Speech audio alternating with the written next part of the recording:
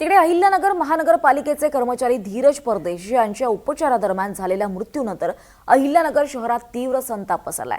या घटनेच्या निषेधार्थ हिंदुत्ववादी संघटनांकडून शहर बंदचं आवाहन करण्यात आलं होतं। मात्र काही भागात बंदला विरोध करण्याचा प्रयत्न झाला, त्यामुळे काही काळ तणावाचं वातावरण पाहायला मिळालं। या घटनेच्या निषेधार्थ आमदार संग्राम जगताप आणि आमदार अक्षय कर्डिले यांच्या नेतृत्वाखाली हिंदुत्ववादी कार्यकर्त्यांनी छत्रपती शिवाजी महाराज स्मारकाजवळ जोरदार रास्ता रोको आंदोलन केलंय। यावेळी जिहादी मानसिकतेच्या लोकांना ठेचून काढलं पाहिजे आणि अशा आरोपींचं मुंडकं छाटून टाकलं पाहिजे, अशी आक्रमक भूमिका भाजपचे आमदार अक्षय कर्डिले यांनी मांडली।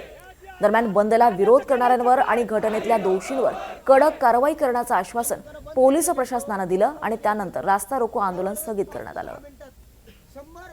या असल्या मुसलमान यांना कुठेतरी या प्रकरणातून घेसून काढलं पाहिजे। त्यामध्ये आज सगळ्यांची मागणी आहे की त्यांना गजाआड करा। माझी तर व्यक्तीची अशी मागणी आहे की त्यांचे जिथं ते दिसते पकडल्याबरोबर त्यांचे मुंडके छाटून टाकले पाहिजे, कारण की या गोष्टीला कुठल्याही प्रकारचा म्हणजे मी म्हणतो कुठल्याही प्रकारचं या गोष्टीला संरक्षण नको। उद्या भविष्यामध्ये असा प्रकार कोणासोबतच व्हायला नको।